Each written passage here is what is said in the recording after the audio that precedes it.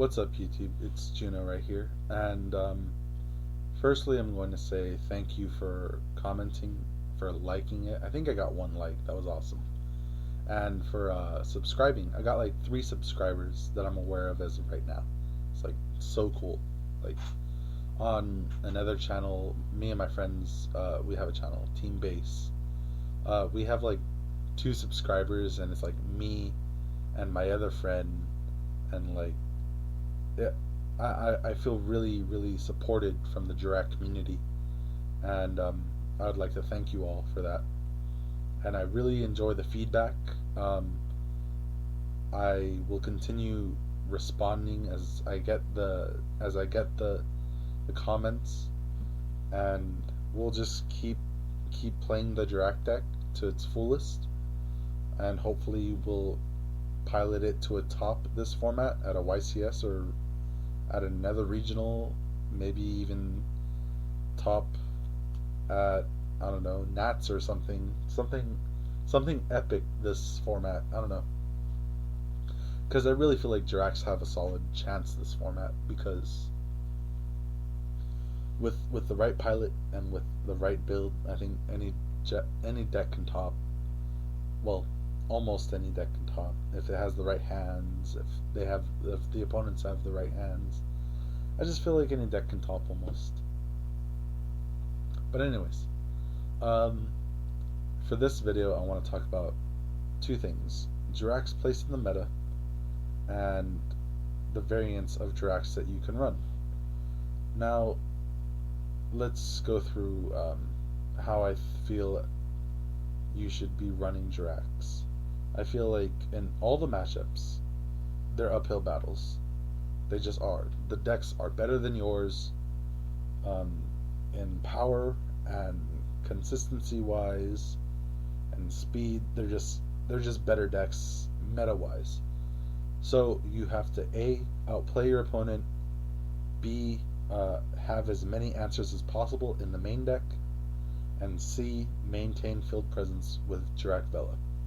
I feel like if you can do all 3 of those things, then you will do well with the Jurrac deck. That being said, I feel as though the outplaying the opponent, it's really on the player to do that. Um, Not everyone can do that. I understand that. I I don't outplay my opponent every single game. I try, but I can't. Having answers, you have to try and have your deck ready to not lose game one. I know that there was a big discussion about that for WK Dad and M Cole 40 and Mega Capital G. They all had like a video about it, about not playing to win game one versus playing not to lose game one. For meta decks, I understand that you should play game one to win. For non-meta decks, though, I feel like you should play game one to not lose. So that way, if you don't lose, you're going to be able to win. So, that being said, I feel like hand traps are the best way to go, because you'll have answer to their first turn Shark Magician, will have answers to their first turn Centipede, Detached Ladybug, Search. You'll have answers to their Venus Summon Shine Balls. You'll have answers. So I really feel as though hand traps are the way to go. I've had a few PMs about Fiendish Chain, Overveiler. I just feel as though Effect Veiler is the best turn 1 answer, and that's what non-meta decks need to run in order to keep up, or actually in order to slow down the opponent's meta or the opponent's deck. So that's why I run hand traps. And thirdly, maintaining field presence with Velo. Velo is a key card in the deck because he not only unlocks your deck, but he prevents you from getting OTK'd. And if you can protect him from Insectors or Grapha from popping it, then you're going to have an easy time against most decks, because you're going to have access to Aiello or ALO and Guaiba and any Black Rose shenanigans that you need. So yeah, so let's talk about their matchups. Firstly, against Insectors. Insectors is a deck that, if you have Phoenix Chain or Effect Veilers or something to slow them down or keep Vela from getting popped, you're going to be in a superior. You're going to have an easier time against them. Still a powerful deck, can still OTK out of nowhere, but you have to be able to Effect Veiler the Dragonfly at the right time, or Phoenix Chain it, or Chalice it. You have to be able to read what they have in their hand in order to know if they're bluffing a Hornet pop or not. And I feel as though just because of Dolka, we have a powerful matchup against the deck, just like Dino Rabbit had last format. Speaking of Dino Rabbit, the matchup against that deck is an uphill battle because they make Logia and Dolka much faster than we do. Because they have Rabbit, Banish, Summon, Sabersaurus, or Cabazalis? Cazaballs? I don't know. Caboozle. They summon Caboozle and then they make a Logia and then they set some back run. They're like kind of boned. But again, that's where where Effect Veiler or Maxi comes into play. Where if you have the Effect Veiler, you stop the Rabbit. Or if you have the Maxi, you make your opponent. Your opponent's already committed to the field by summoning the Rabbit and banishing it. They have to give you a +1 in order to finish that play, or else like they wasted a Rabbit. So Maxi and Effect Veiler actually do kind of help. I would side out the Maxi though, because it doesn't help that much. It just gives you a nice little +1. Like hopefully you draw into a Logia bait or something, but it's an uphill battle. But if you outplay the opponent, and usually they open shitty, like usually open shitty, so you should be able to outplay Vanillas versus Jurracs. You should be able to outplay them. It's fine. Dragons. Dragons and heroes are an uphill battle because the monsters are bigger than you, and heroes have stun cards with Gemini Spark and Hero Blast and Super Poly, and dragons just out-resource your Logia and Dolka and warnings, and that's how the decks differentiate. But inherently, they're just bigger than you, and that's why we have such a hard time against them. So all you have to do is side deck. Like me, those two decks are really prevalent. So I side deck enemy controller, and I just try to push their shit in before they push my shit in. Let's go on to 6 Sams. Sams are pretty meta now. Like last meta, they were like nowhere to be seen. They were like a rogue deck that everyone hated on. Now they're like a semi-meta deck that everyone hates on. But you can do well against the deck if they don't go first turn Beast and Shien. Then you should be okay, because usually, unless they open Nutty, then you're okay. But that's again why I like having Effect Veiler and Maxi, because it effectively stops the opponent from trying to OTK you before you even have a turn, really. Like, not many people can come back from first turn Beast and Shien and like 12 back row and a Gateway. Like, no one can. Well, some people, but it's really, really difficult.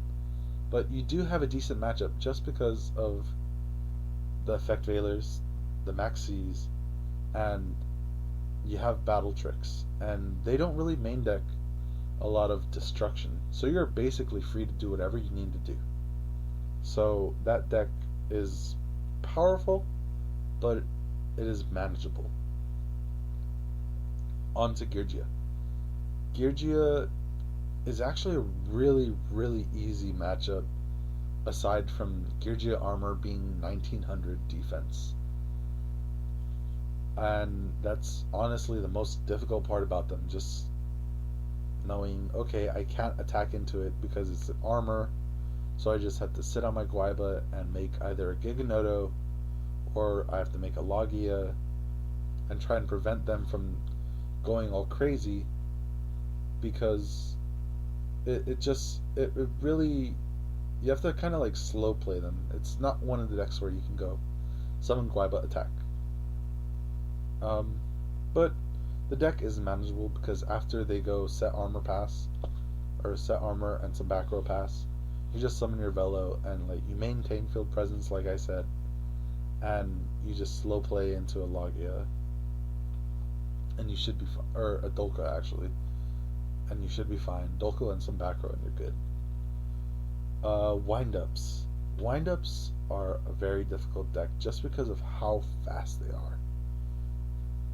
The speed is insane, the consistency is insane, which is why I personally still main deck 2 Max C, 2 Effect Veiler, because my younger brother main decks Windups, and it's insane whenever we play because he just goes Shockmaster, spells, do you have a response? Well, fuck, okay, my bad. You don't have to be a dick about it, Rick. And he's just like, I'm just playing, but I'm still calling spells. Like, fine, whatever. And it's a tough matchup, but if you have the main deck Effect Veiler, if you have the main deck Maxi, you should be safe. Water, or Atlanteans, or Mermails, or whatever it's called. I think it's Merlantian or something. I'm just gonna call it the water deck.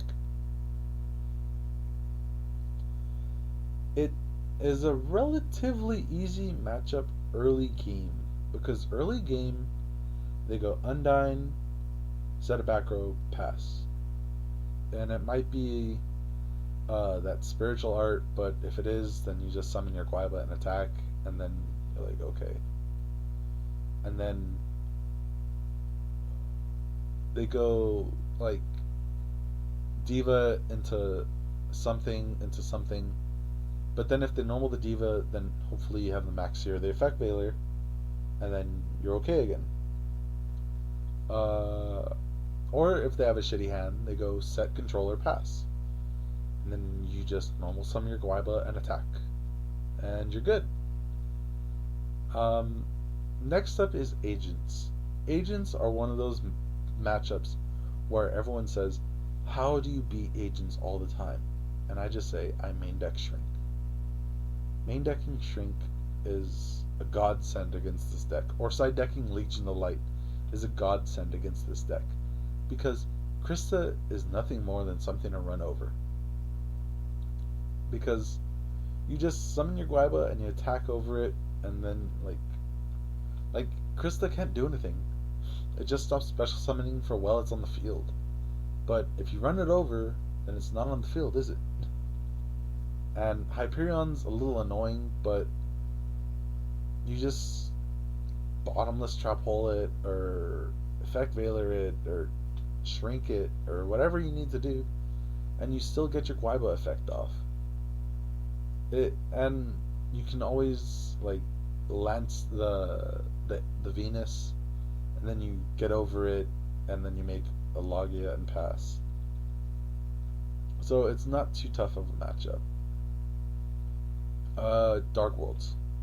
Dark Worlds is one of those decks where it beats the shit out of you game 1, unless like they open shitty, and then game 2 or 3 and 3 they get like spanked, and it's like hilarious.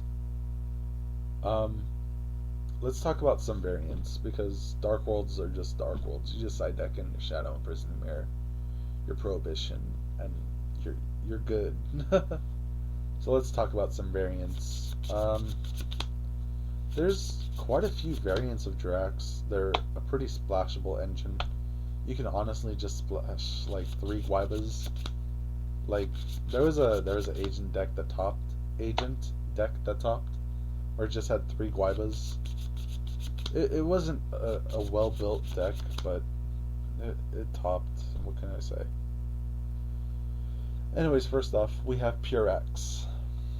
Most of them main deck Jurrac Titano and Jurrac Storico. Sorry for the glare. It's not a bad deck. I just prefer making Logia and Dolka versus setting a Storico, getting it ran over, specialing a Hera, and then tributing for Titano. I just prefer summoning a Velo, passing, or summoning Velo, set a back row pass, versus Titano and Hera, and Storico and Gallum, which do not help make Logias. So that's what I see about this version of the deck. It's solid, but I prefer just Guaiba and Velo and Dino and Aegolo putting in work versus Hera, Gallum, Storico, and Titano. So it's good. You can run it, but it's just not as playable and competitive as the rank 4 version of Jurrac, which is what everyone runs anyway, unless you run some other version that I'll touch on in a minute. Black Garden is amazing. It has so much synergy with Jurrac because it summons 800 tokens on your opponent's side of the field, and your Jurracs turn to 850 after they get halved, and you get to get free Dino pluses and free Guaiba pluses. It makes your opponent not want to commit to the field until they get an MST, and it really helps slow the game down for the Jurrac deck. I personally used to run this, but I just realized over time that I needed to speed up the deck, not slow down the game. And you can side this in game too if you really, really want to, but I really wouldn't. If anything, I would main deck one, and like instead of a Shrink or something. But I really like Shrink more, so it's okay. It does have a lot of synergy with the deck. Unlike this card, Ninja Jurracs have no synergy whatsoever, except for that this card can special summon a Guaiba from the deck. However, this card takes away the monster that Guaiba wanted to eat.